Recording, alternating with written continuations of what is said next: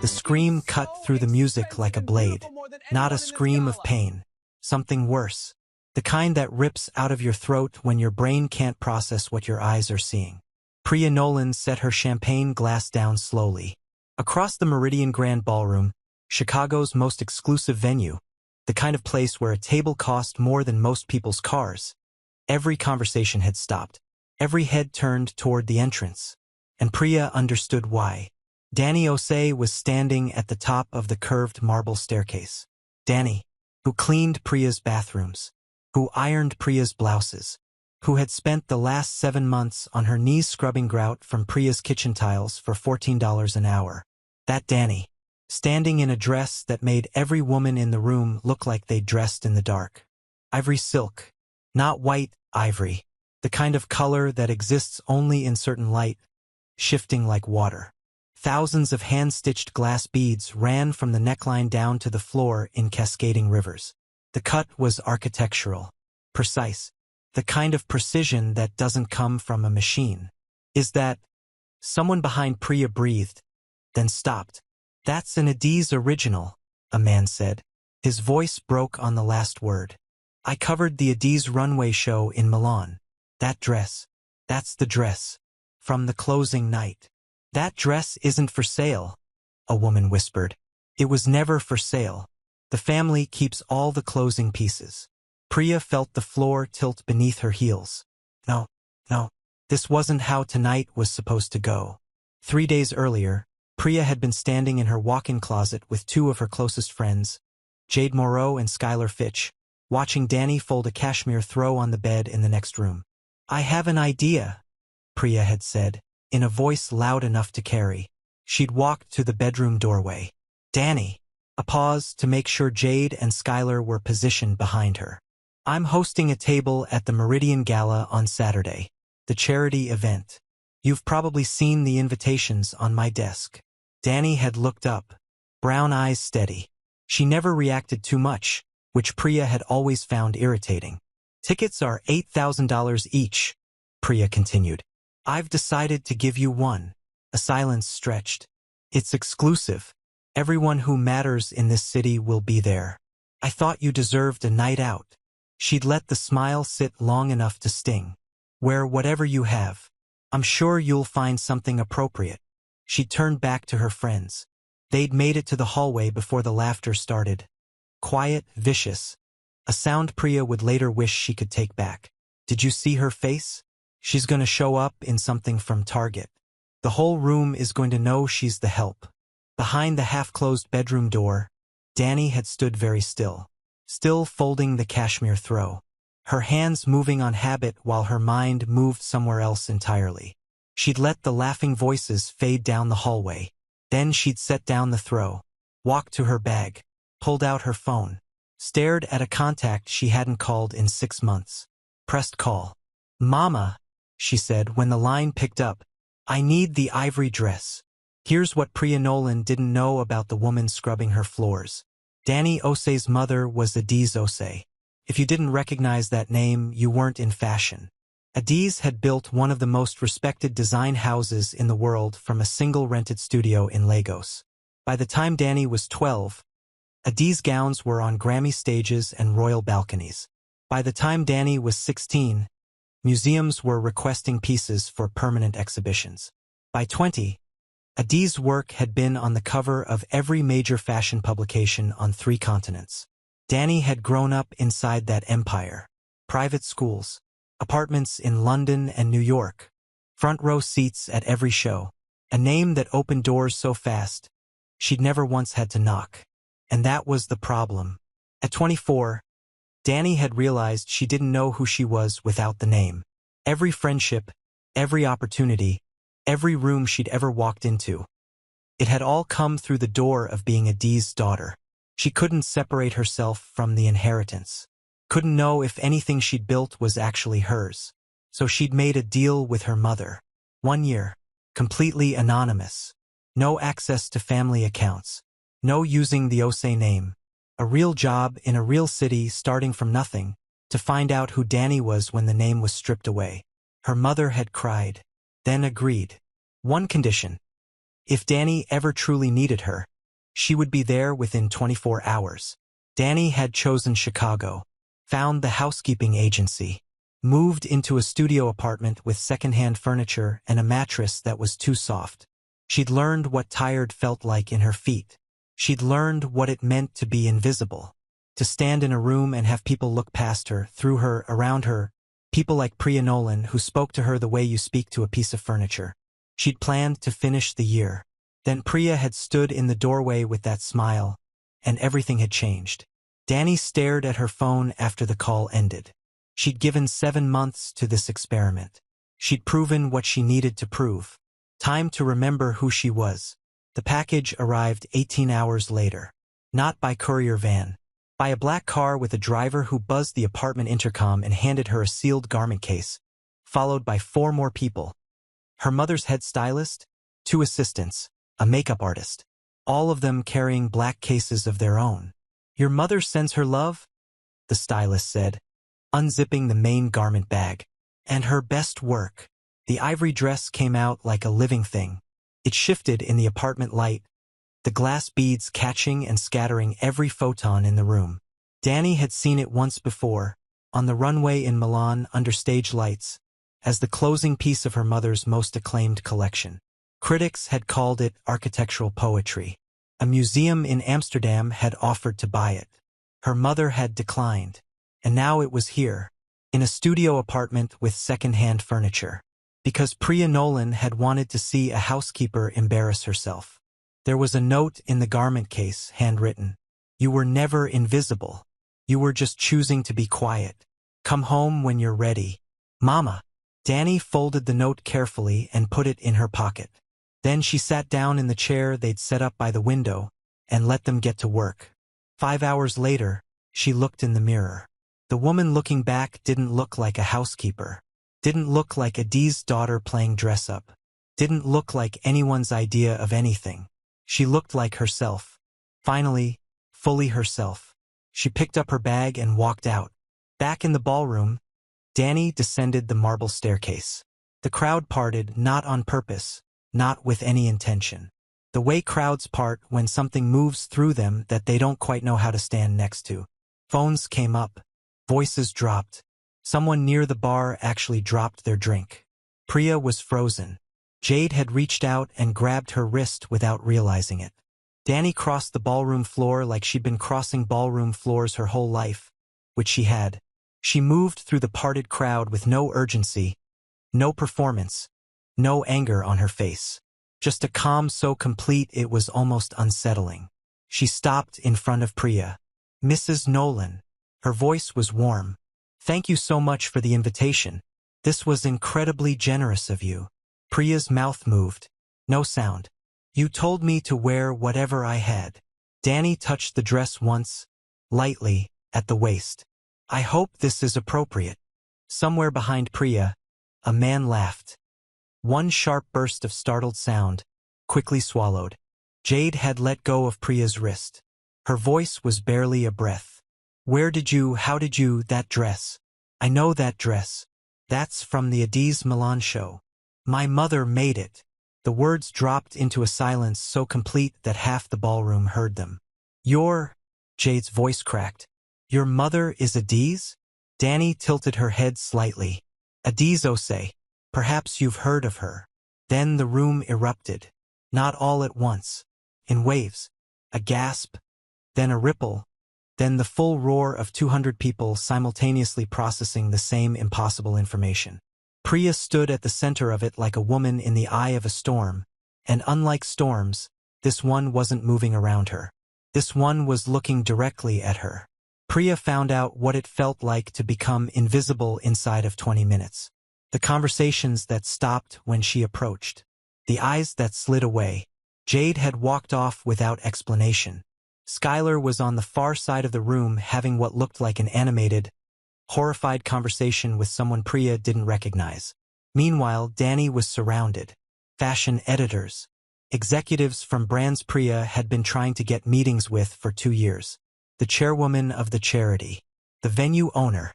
All of them leaning in, laughing, touching the dress, asking questions. Danny answered each one like she had all the time in the world.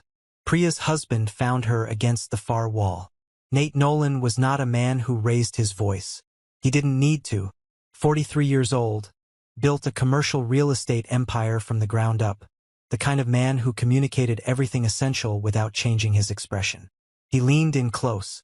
"Tell me what happened," he said quietly. "I didn't know who she was.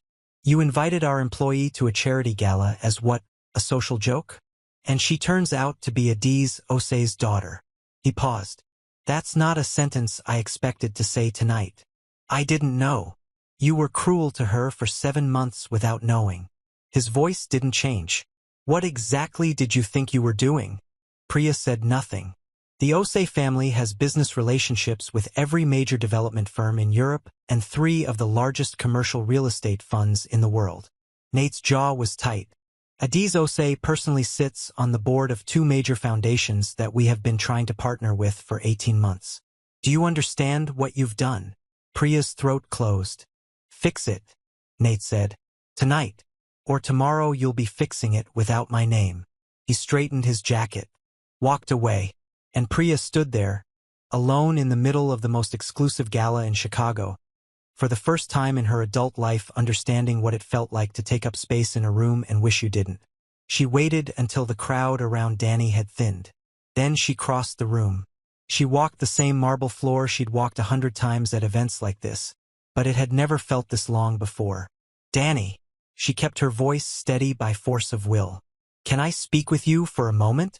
Danny excused herself from the conversation she was having, gracefully, without showing anything on her face. She followed Priya to a quiet alcove near the back of the room. Priya had prepared words. They evaporated. "I'm sorry," she said instead. Just that. Raw and graceless and real. "What I did, the invitation, the way I said it, I was trying to humiliate you. I've treated you badly for 7 months. I'm sorry." The silence that followed was the longest of her life. "Why?" Danny said. "Why what? Why were you cruel to me?"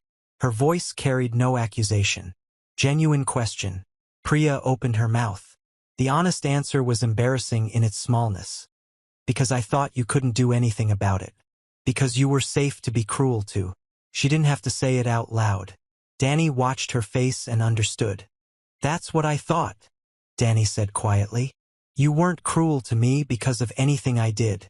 You were cruel because you assumed you could be. Because you thought I had no power." She paused. "That's the thing about people who only treat others well when there's something to gain. The moment the mask slips, everything's visible." Priya couldn't meet her eyes. "I believe you're sorry," Danny said, and her voice, impossibly, was soft. "I forgive you, Priya, but I need you to understand what tonight actually was. Not what happened to me, what it showed about you. That's the part you have to carry." She said it the way you tell someone a hard truth, not to punish them, but because leaving them in ignorance would be its own kind of cruelty. Priya nodded. Her eyes burned. Danny returned to the party. Priya stayed in the alcove for a long time. 2 days later, Danny was boxing up her studio apartment. It was a small operation. She'd arrived with almost nothing and accumulated very little. 7 months of plain furniture, secondhand dishes, shoes that didn't match what she was used to. She'd been surprised, over time, by how much she didn't miss. The money, the name, the ease of every door opening. She hadn't missed any of it. She'd missed her mother's voice, the smell of the design studio, the specific kind of joy that came from watching someone put on a dress that made them feel like themselves for the first time. A knock at the door. Priya Nolan stood in the hallway. No designer outfit. No blowout. Just a woman in jeans and a simple coat. Her face a little older looking than it had been 2 days ago, in the way that some kinds of honesty age you. "I know you're leaving," Priya said. "I just wanted to say goodbye. Properly." Danny stepped back to let her in. Priya stood in the middle of the small apartment and looked around. At the second-hand furniture. The single plant on the windowsill. The neatly stacked boxes. "You really lived like this," she said. Not with pity. Something more like awe. "The whole time. That was the point." "What did it teach you?" Priya asked. And for the first time, it wasn't a performance. It was a real question from someone who genuinely needed to know. Danny was quiet for a moment. That dignity doesn't come from the outside. Everyone I know from my old life moves through the world assuming they deserve to take up space because they were told to, because the world confirms it. But that assumption gets tested when it's removed. She picked up a stack of books and placed them in a box. I learned that I still knew who I was without the name. That was the real question. That's what I came here to answer. Priya sat down on the edge of the stripped mattress. I've been doing things differently this week, she said quietly. Small things. Noticing the way I talk to people I think don't matter. A pause. I had a lot of noticing to do. I know. I want to be better. Priya's voice was barely audible. I don't know how to become that without someone telling me I was terrible first. Danny smiled, the first real smile she'd offered her. Most of us don't. That's what this whole thing was about. After Priya left, Danny sealed the last box.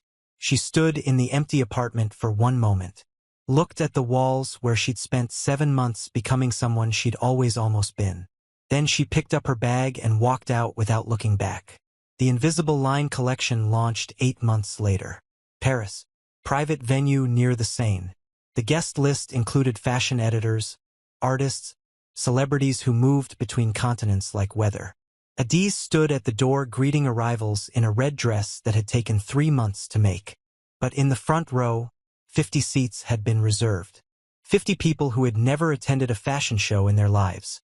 Housekeepers, nannies, hospital orderlies, personal assistants. All of them dressed, for tonight, in pieces from the new collection. The collection was built around a single premise. Every stitch of clothing in the line had been designed in collaboration with domestic workers. Women and men who had spent their careers making wealthy lives possible without being credited for any of it. A portion of every sale went directly into a scholarship fund for their children. Danny stood backstage as the show began. Through a gap in the curtain, she could see the front row. Could see the faces of the housekeepers and assistants as the models came out. Her mother's work filtered through their stories. Some of them had their hands pressed to their mouths. A woman in the second seat from the left was quietly crying. Adiz appeared at her shoulder, took her hand without speaking. They stood there together and watched. After the show, the venue opened for mingling and Danny moved through the room, talking to the women from the front row, learning names and histories she should have been learning all along. Somewhere in the crowd, she spotted a face she hadn't expected to see. Priya Nolan had flown to Paris. She was standing near the back, holding her champagne glass with 2 hands, looking at the exhibition panels along the walls, photographs of domestic workers from 15 countries, each one captioned with their name, their years of service, their dream for their children. She'd been looking at one panel for a long time. Danny walked over.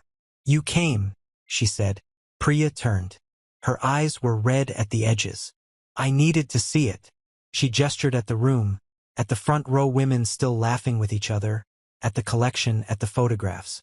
"I needed to see what you built from what I tried to break." Danny stood beside her and looked at the panel Priya had been studying. A photograph of a woman in her 50s, a hotel housekeeper for 22 years. The caption read, "She put 3 children through college. None of them know how hard it was." "That night," Priya said slowly, "when you walked into that ballroom, I thought you came to destroy me. I know, but you didn't. You could have." Her voice was quiet. "You had every reason to, and you didn't. Destroying you wasn't the point," Danny said. "The point was that the room needed to see what it looks like when you assume someone is less than you, and you're wrong. Not wrong because she turned out to be somebody famous." She paused. "Wrong because she was always somebody. Before the dress, before the name. She was somebody because she was a person. That's all it takes." Priya looked at her for a long time. Then she nodded, the slow, deliberate nod of someone filing something permanent. "I'm volunteering now," she said, "at a workforce training center. It's uncomfortable in ways I didn't anticipate." A breath. "I keep realizing how small my world was." "That discomfort is good," Danny said. "Stay with it." They stood side by side in front of the photograph for another quiet moment. "Thank you," Priya said finally, "for not being what I expected. For being someone worth learning from even when I didn't deserve it." Danny picked up 2 glasses from a passing tray and handed one over. "We're all works in progress," she said. "Every single one of us." They touched glasses. The photograph watched from the wall. A woman who had put 3 children through college without anyone knowing how hard it was. Danny made a note to find out her name, her real name, and make sure it was somewhere permanent. She flew home the next morning. Her mother was asleep when she got in. It had been a long week. Danny moved quietly through the apartment, past the design studio with its bolts of fabric and pinned patterns and the singular organized chaos that she had grown up inside. She stopped in the doorway of the studio. On the dress form near the window, her mother had pinned a sketch. "New collection." The pencil lines were fast, intuitive, the way Adiz worked when something was pouring out of her that she couldn't stop. Along the bottom of the sketch, in her mother's handwriting, "For the girl who went away and came back herself." Danny stood there in the doorway for a long time. Not because she was sad. Not because she was nostalgic. Because it occurred to her, clearly, and for the first time, that she had never once, in 7 months of living without her name, stopped being herself. The name could be removed. The money could be removed. The access and the ease and the open doors, all of it gone. And she had still been Danny. That was the answer she'd gone looking for. She finally had it. The measure of who you are isn't what you have. It's who you remain when everything is taken away, and how you treat the people who never had anything to begin with.